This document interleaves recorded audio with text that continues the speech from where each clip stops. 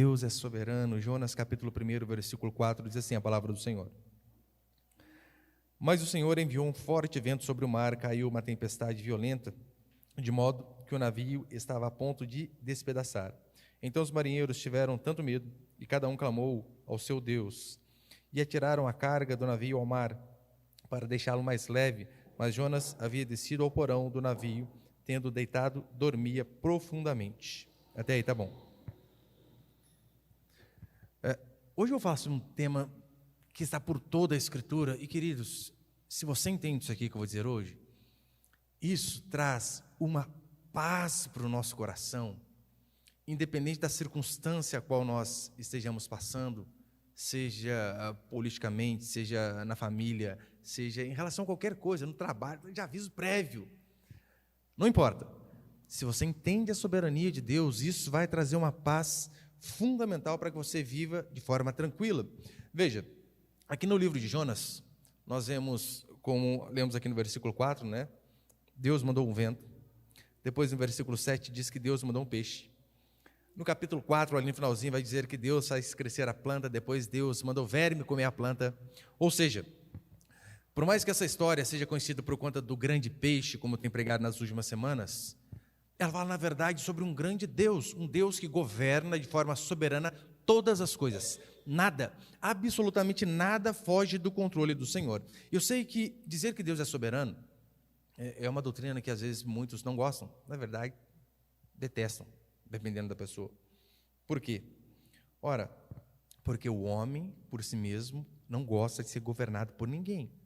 Por que você acha que as irmãs têm muita resistência em relação à submissão? Porque ninguém gosta de ser governado. Por que às vezes nós temos aversão ao chefe, ao superior, aquele que manda em nós?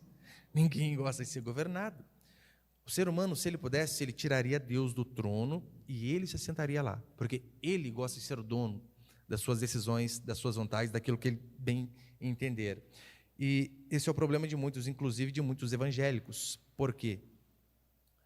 Quantos não dizem assim, Senhor, toma conta da minha vida, faça a tua vontade, até determinado ponto, né? Daqui para lá. Daí não, né, Senhor? Daí eu preciso decidir. Ou seja, Deus ele tem uma certa liberdade de agir nas nossas vidas, mas não uma liberdade total. Há muitas coisas que nós queremos decidir. Então, por conta disso, o ser humano detesta a doutrina da soberania de Deus, mas vocês vão ver que isso nos traz paz. Paz. Eu quero passar alguns princípios aqui. Põe o primeiro, por favor, ali. Primeiro, Deus controla tudo e controla todos. Se você fazer essa pergunta, assim, olha, quem controla o mundo? O dualista vai dizer que o bem e o mal. Existe tanto as forças do bem como as forças do mal. E é triste que muitos evangélicos acreditam nisso também, né? Que tinha um post uma vez que eu vi, que estava Jesus Cristo numa queda de braço com Satanás do outro lado, assim. E eles acreditam que é uma queda de braço, onde o bem e o mal estão ali lutando, sendo que não é verdade, claro que não. Se você diz para o ateu quem controla o mundo, ele vai dizer o tempo e o acaso. Ou seja, todas as coisas que acontecem, inclusive catástrofe, tsunamis, essas coisas assim, é tudo fruto do tempo e do acaso, acidente, tempestade, todas essas coisas. Agora, se você pergunta para um cristão genuíno, ele vai dizer assim, quem governa todas as coisas, absolutamente todas, é Deus. Nada foge do seu controle. E é isso que nós vemos aqui, você percebeu? Quem controlou o vento? Deus. A sorte que caiu sobre Jonas? Deus. O peixe ali no mar? Deus. O verme que comeu a planta? Deus. A planta que cresceu? Deus. Tudo está debaixo do controle do Senhor. E se você olhar para a natureza, isso nos dá certeza de que Deus governa. Olha, Abacuque 3,6 vai dizer assim, ele para e faz tremer a terra, olha e sacode as nações. Apenas uma amostra, né, de como assim Deus para a terra? Sim, ele tem esse poder, parar. Ele faz tremer em relação a terremotos. Ele está no controle de todas essas coisas da natureza. Se você olha as pragas, as 10 pragas do Egito, todas aquelas coisas estavam debaixo do controle do Senhor. Você percebeu que nenhuma foi por acaso? Deus mandava uma, mandava a segunda, mandava a terceira. Você vê os elementos na Bíblia em relação à natureza, como por exemplo fogo. Ontem à noite, eu contava para o meu filho a história de Sadraque, Mesaque e Abednego, E hoje de manhã ele estava assistindo lá o Superbook para ajudar, né, a internalizar aquilo que eu expliquei no dia anterior. E quem controlou o fogo da fornalha? Deus. Deus que controla todas as coisas. A água do mar que foi aberta, foi Deus quem controlou. O vento aqui em Jonas. Os animais. Veja, esse peixe aqui estava ali já à espera. Quem tinha colocado o peixe ali? Deus. O Senhor estava no controle das coisas. Porque eu e você vamos ficar desesperados diante de algumas situações, sendo que nós vemos Deus controlando o peixe, Deus fechando boca de leões, no caso de Daniel. Nós vemos Deus mandando comida para o seu povo pelo bico de corvo. Passarinho trazendo comida para o povo. Deus sustentando o seu povo até nas horas mais difíceis. Deus fazendo uma mula falar, uma cobra falar. Deus controla absolutamente tudo. Lembra, tem um episódio muito interessante, né, quando vai falar sobre Eliseu, que começam os jovens lá a mexer com Eliseu, com o profeta, fazer bullying com o pastor. Lembra que você fica lá para Eliseu? Calvo, calvo. Aí então o Senhor manda 2 ursas e mata aqueles jovens. Não faça bullying, criançada, com o pai de vocês. Com o pastor, muito menos. Mateus 10, 29 vai dizer que nenhum pardal era um valor basicamente insignificante. Nenhum pardal morre sem o consentimento do Senhor. Então, é o Senhor que controla. O acaso, quem controla o acaso é Deus. Provérbios 16 vai dizer assim: a sorte se lança no regaço, mas o Senhor procede toda a decisão. O que Salomão está dizendo é o seguinte: olha, os marinheiros ali, eles até jogaram uma moedinha para cima, né? Moedinha, óbvio, estou ilustrando, não sei como que eles tiraram sorte para saber quem era ali o causador da tempestade. Vamos colocar que seja a moeda. Os marinheiros ali jogaram a moedinha para cima, mas se caiu cara ou coroa, é o Senhor que sabia, porque o Senhor controla o acaso. No livro de Reis, tem um exemplo fantástico que fala sobre o rei Acabe. Acabe, ele vai para a guerra e ele vai para a guerra disfarçado. Por quê? Porque, olha, se você vai com a coroa, você vira alvo, vão querer matar você, é óbvio. E se você mata o comandante, a tropa se dispersa. Diz a Escritura que Acabe vai para a guerra disfarçado. E então, um soldado do exército inimigo lança uma flecha e diz que a flecha, ao acaso, ela acerta justamente naquela junta onde a armadura não pegava, aqui do lado. E então, depois, mais para frente, o texto explica, isso é para se cumprir aquilo que o profeta tinha dito, como que Acabe iria morrer. Você consegue perceber que nem a flecha que o cara tirou ao acaso, literalmente foi ao acaso? O Senhor estava controlando até essas coisas. É o Senhor quem controla os homens, tanto os ímpios como os crentes, desde o profeta Jonas até Faraó. Se Deus controla os animais, se Deus controla o acaso, você acha que Ele não vai controlar o ser humano? Vai, e Ele faz assim.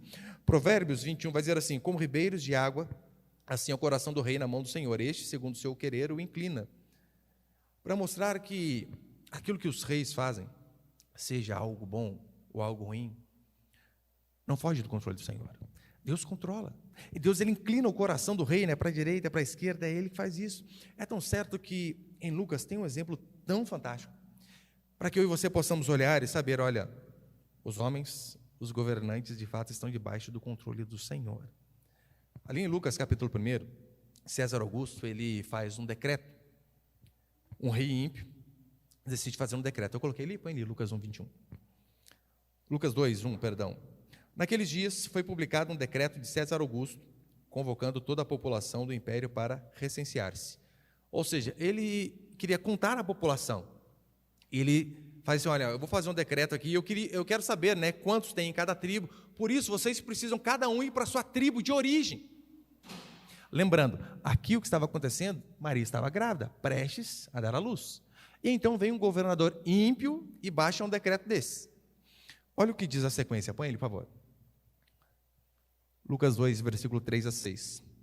Todos iam alistar-se, cada um à sua cidade. E José também foi da cidade de Nazaré, onde ele estava, né, na Galileia, à cidade de Davi, chamada Belém, na Judéia, porque era da linhagem e da família de Davi, para alistar-se com Maria, que estava grávida e comprometida com ele.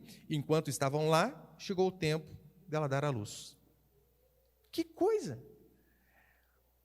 José acho que não sabia das profecias que tinha a respeito dele, a respeito do filho que ele teria com Maria, e estava num lugar que não era para ele nascer. Então Deus precisou levantar um ímpio para baixar um decreto, para dizer assim, olha, cada um volte para sua casa. Então José, desavisado das coisas, volta para Belém, de sua terra de origem, e coincidentemente, ou jesuincidentemente, quando ele estava lá, acontece de se cumprir os dias, e então Maria dá luz a Jesus. E é interessante que no Evangelho de Mateus diz assim, para se cumprir o que havia sido dito pelo profeta. Onde Jesus teria que nascer? Belém. Você consegue ver que os homens ímpios, governadores, presidentes com decretos, por vezes, que a gente não entende, até essas coisas não fogem do controle do Senhor. A Bíblia também fala sobre Ciro, 2 Crônicas, capítulo 36, assim, porém, no primeiro ano de Ciro, rei da Pérsia, para que se cumprisse a palavra do Senhor, grave bem isso, por boca de Jeremias, despertou o Senhor, o espírito de Ciro, rei da Pérsia, o qual fez passar pregão por todo o seu reino, como também por escrito, dizendo, e ali ele vai falar a respeito de construir o templo, né? Você consegue ver Deus mais uma vez? Para que se cumprisse a palavra do Senhor. Então, os reis estão debaixo do controle do Senhor. Os homens maus estão debaixo do controle do Senhor. Sim, até esses. Você pode pensar que os homens maus, aqueles governantes malignos, eles são aqueles que fugiram da alçada do controle do Senhor, da rédea do Senhor. Não, de forma nenhuma. Judas trai a Jesus Cristo. E o texto vai dizer assim, para que se cumprisse a Escritura. A Bíblia vai dizer que Nabucodonosor, ele mata e destrói as pessoas. E então o texto chama Nabucodonosor de servo de Deus. Deus dizendo assim, Nabucodonosor, meu servo.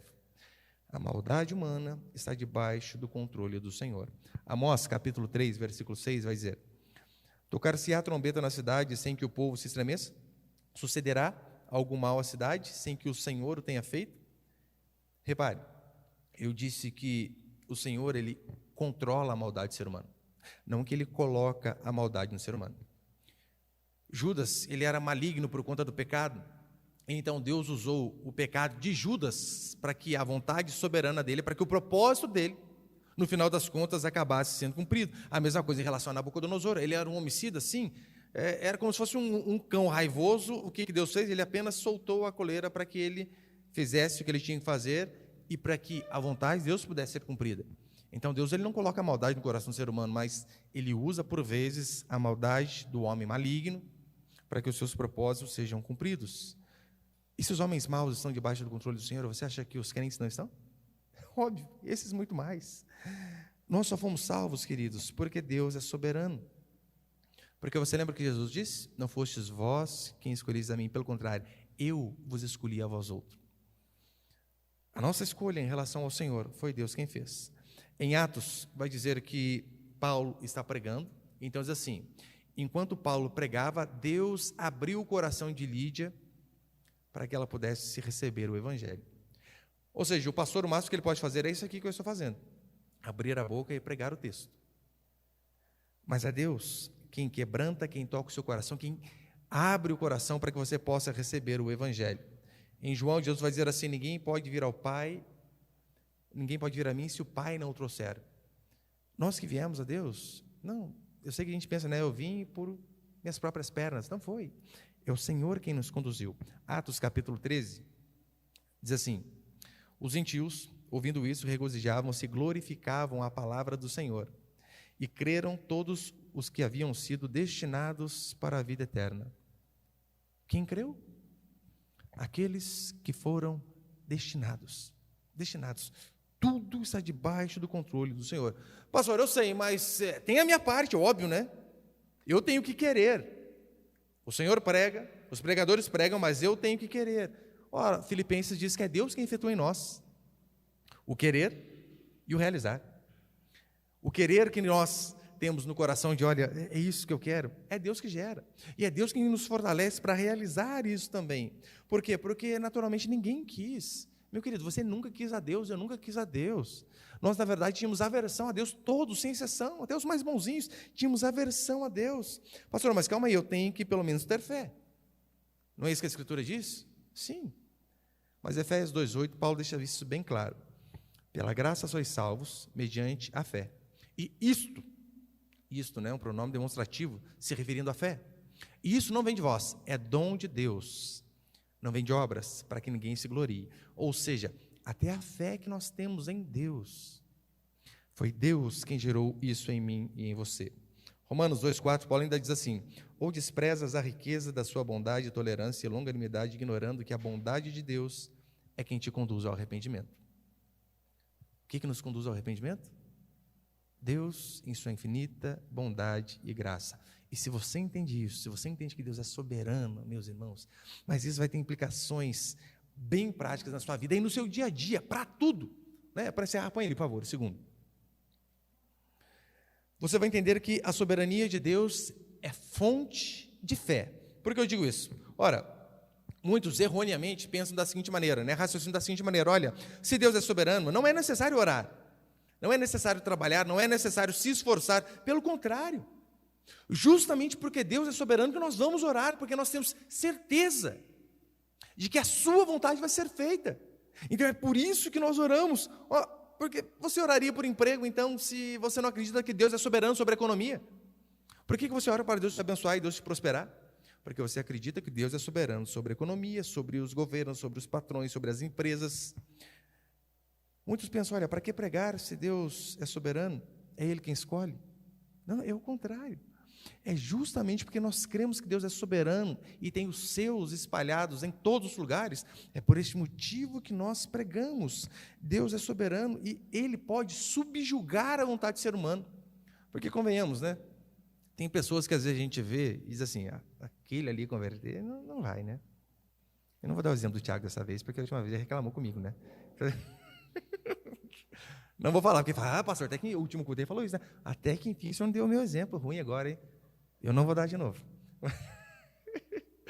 Mas não tem pessoas que às vezes você olha e você vai, gente, aquele dali converter. Não, aquele dali não dá.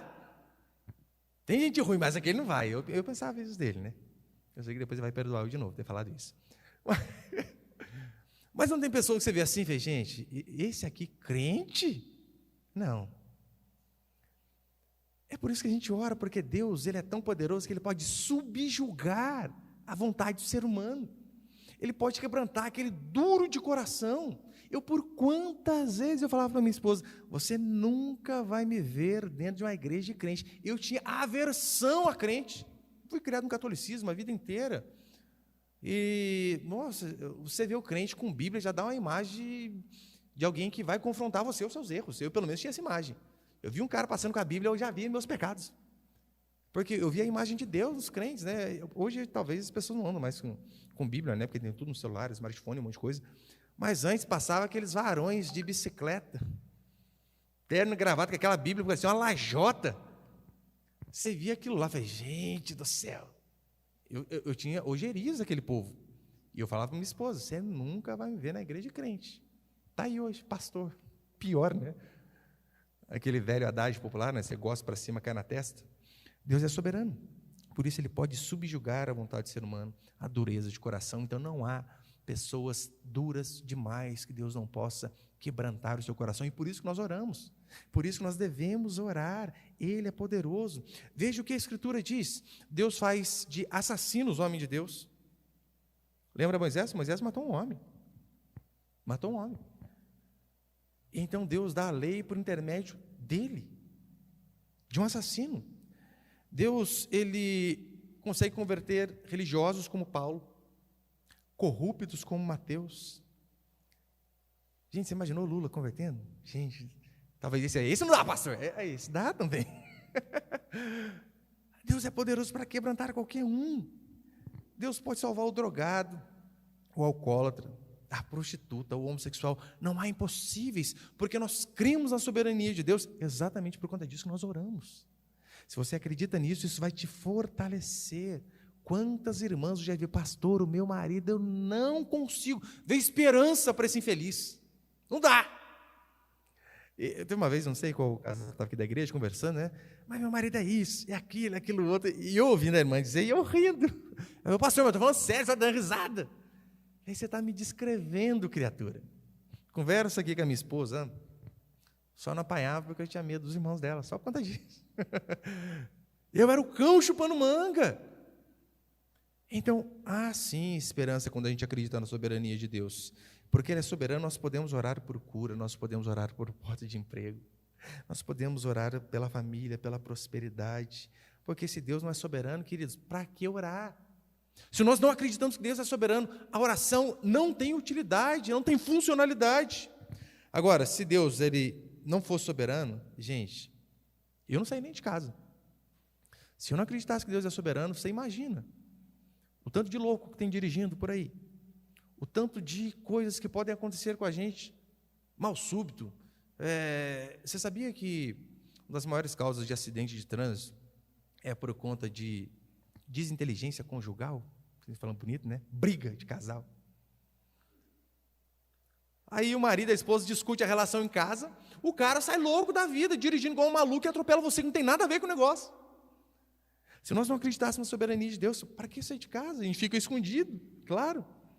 Então tudo está no controle do Senhor, tudo, absolutamente tudo, na nossa vida. Eu não sei quanto a você, mas por vezes eu fiz planos na minha cabeça, né? Vou fazer isso e aquilo. E está lá Deus, não vai, rapaz, vai para o outro lado. Eu tinha planos no meu serviço na aeronáutica, olha, se não der para ficar aqui, vamos para lá, para cá ou para cá. Deus falou, vai nada, rapaz, vai ficar em Guará. Vai nem sair daqui. Eu lembro que na igreja de Guará, quando eu era obreiro, eu estava orando e tinha quase tudo certo para eu ir para Lorena. Nunca passou pela minha cabeça vir para cá, para onde eu estou, Pindamonhangaba. Lugar onde o anzol faz a curva, né? Não sei o que significa pinda direito, meu filho tinha falado para mim. Mas nem imaginava, só que é o Senhor quem controla. Ele controla a minha e a sua vida. Tem irmãos aqui que, olha, Deus trouxe um lá do Nordeste, pegou o outro aqui do Centro-Oeste e casou os dois. Quem iria imaginar alguma coisa dessa se nós não acreditamos na soberania do Senhor? Então, acredite, Deus tem poder sobre todas as coisas. Não são os reis malignos que têm poder, porque lembra Pilatos diz assim, né? Olha, eu tenho poder para te salvar. Quem Jesus disse, tem nada, poder tem meu Pai. E o poder que você tem foi Deus quem deu. Então, eu e você devemos sempre lembrar disso. Que, inclusive, governos corruptos estão debaixo do controle do Senhor. Sim, até os homens malignos, que muitas vezes são levantados, sabe com qual objetivo? Punir o povo de Deus. Sim? Deus, por vezes, levantou homens malignos para punir o seu povo, e até eles estão no controle de Deus. Eu tenho certeza. O PT e a esquerda é o juízo de Deus sobre a nossa nação. Juízo. Mas também, veja como são os brasileiros. O brasileiro adora feriado. Quer saber trabalhar, não. O brasileiro adora feriado e assistencialismo. Quantas vezes nós já não falamos assim, a gente podia trabalhar 2 dias na semana e folgar 5. Não quer trabalhar e depois reclama desse tipo de coisa, né? Eu estava falando com os irmãos aqui antes do culto, nós tivemos essas eleições aí, né?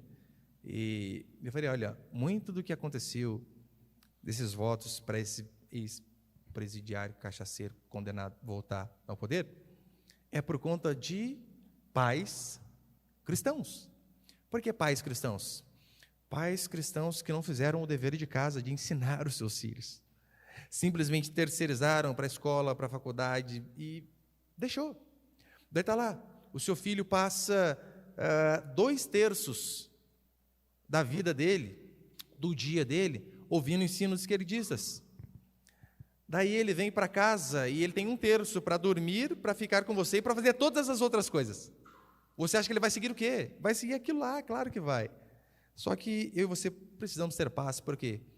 Olha, nós sobrevivemos aos egípcios, aos babilônios, aos medo-persas, aos romanos. Sobrevivemos aí 14 anos de governos esquerdistas, e se tiver que enfrentar mais 4, a gente vai sobreviver, pode ficar em paz. E terceiro e último para encerrar. Terceiro e último princípio para encerrar, a soberania de Deus é fonte de consolo. Se você entende que até os sofrimentos estão no controle do Senhor, gente, a gente ainda sofre, claro, mas é um sofrimento totalmente diferente. Êxodo capítulo 4, versículo 11, olha o que vai dizer. Respondeu-lhe o Senhor, quem fez a boca do homem? Ou quem faz o mudo, ou o surdo, ou o que vê, ou o cego? Não sou eu o Senhor? Veja, não está dizendo que Deus causa o sofrimento, mas Ele está dizendo, quem fez? Quem fez as pessoas exatamente do jeito que elas são? Se você entende que o sofrimento está debaixo do controle de Deus, é claro, né? A causa do sofrimento, por vezes, somos nós. Nós fazemos burradas e, por conta disso, sofremos. Mas até isso está debaixo do controle do Senhor. Veja, a morte entrou após o pecado de Adão, e por conta do pecado de Adão, desgraça e mais desgraça. Cardos e abrolhos vieram na terra, coisa que não tinha antes, mas vieram. Gênesis vai dizer assim, capítulo 3, versículo 17: maldita é a terra por sua causa. Queridos, estava tudo de boa, até Adão ser um homem frouxo, sim, não liderar a sua esposa, e ainda ir pela cabeça da mulher, e comer o fruto, e desgraça para mim e para você. Eu já falei para os irmãos, né? O dia que eu chegar no céu, a primeira coisa que eu quero, gente, eu quero ir lá me ajoelhar diante do meu Salvador. Oh, Jesus Cristo, obrigado, porque é pela tua graça que eu estou aqui. Dá só um tempinho para mim conversar com Adão, já que eu volto. Eu vou arrebentar Adão. Homem frouxo, cara, como você não vigia sua mulher? Mas veja, até o sofrimento está debaixo do controle do Senhor. Por que alguns nascem com deficiência e outros não? Eu não sei. Mas eu sei que essas coisas estão debaixo do governo do nosso Deus. Porque Ele é soberano. A Bíblia vai dizer em João 9 sobre um cego de nascença. E as pessoas perguntando ele para Jesus, por quê? Por que ele nasceu cego? E os discípulos meio espíritas dizendo assim, antes, na outra vida ele pecou. Olha os discípulos que Jesus tinha, gente, pelo amor, né? E mesmo assim, olha os caras ali. Alguns diziam, o pecado dos pais. Os discípulos, não, é porque ele pecou na outra vida. O que Jesus disse? Não, nenhuma dessas alternativas. Ele nasceu assim para que a glória de Deus se manifestasse. Se você entende Romanos 8, quando Paulo diz que todas as coisas cooperam para o bem daqueles que amam a Deus, você vai entender, olha, a cruz, que era motivo de vergonha, ela tornou-se salvação. Então Deus pode e controla todas as coisas, com certeza. Se você vê um ateu perdendo um filho, qual consolo você dá para um ateu que perde filho? Não há consolo. Não tem que você fale que o console. Perder um filho é a maior dor do ser humano, pelo menos é o que aponta a maioria das pesquisas, né? E se você diz para um ateu, né? O que você fala para um ateu que perde filho? Não há o que falar. Deus está no controle, ele não acredita em Deus. Para ele é tudo matéria, ou seja, ele vai ter que conviver com aquele buraco aberto nele por toda a vida. Se é um cristão que perde filho, teremos a mesma dor, óbvio, a mesma dor. Mas veja o exemplo de Jó. Jó, ele perde seus 10 filhos num único dia. Pastor, mas isso no começo do livro, né? No final, Deus restitui em dobro. Mas você percebeu que no final, Deus ele dá 10 filhos para Jó? E você pensa, calma aí, pastor. O dobro de 10 já é 20. Por que Jó ele fica com 10 filhos e a Bíblia diz que Deus restituiu para ele tudo em dobro? Ora, porque quando um ímpio perde filho, ele literalmente perde filho. Ele não sabe onde está. Jó não perdeu os 10 primeiros. Jó sabia com quem estava e onde estava.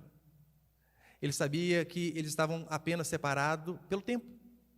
E que um dia ele haveria de reencontrar esses seus 10 filhos. Então, com mais 10 que Deus os dá a ele tem 20.